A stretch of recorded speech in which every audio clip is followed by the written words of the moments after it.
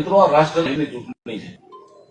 આપ સૌ સમજી શકો કે રાહુલ ગાંધી જેવા નપુંસક વ્યક્તિત્વના હાથમાં દેશની કમર સોંપી શકાય.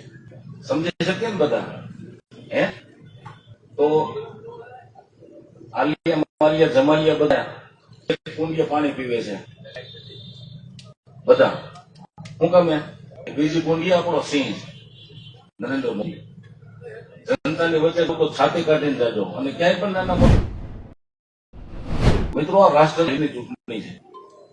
આપ સૌ સમજી શકો કે રાહુલ ગાંધી જેવા નપુંસક વ્યક્તિત્વના હાથમાં દેશની કમર સોંપી શકાય. સમજી શકીએ ને બધા?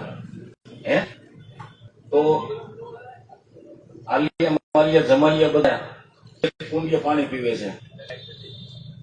બધા શું કામે? બીજી કુંડિયા આપણો સિંહ નરેન્દ્ર મોદી.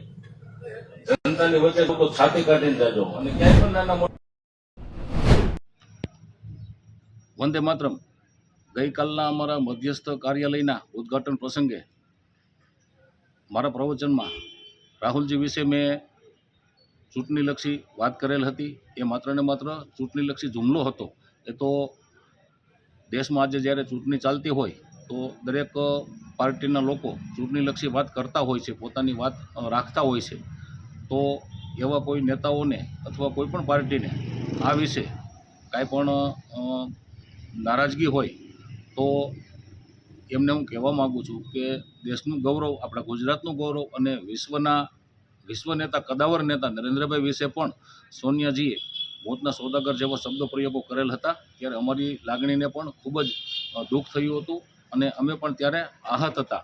તો અમારો કોઈ એવો કહેવાનો આશય કોઈને નારાજ કરવાનો કે કોઈને દુઃખી કરવાનો ન હતો.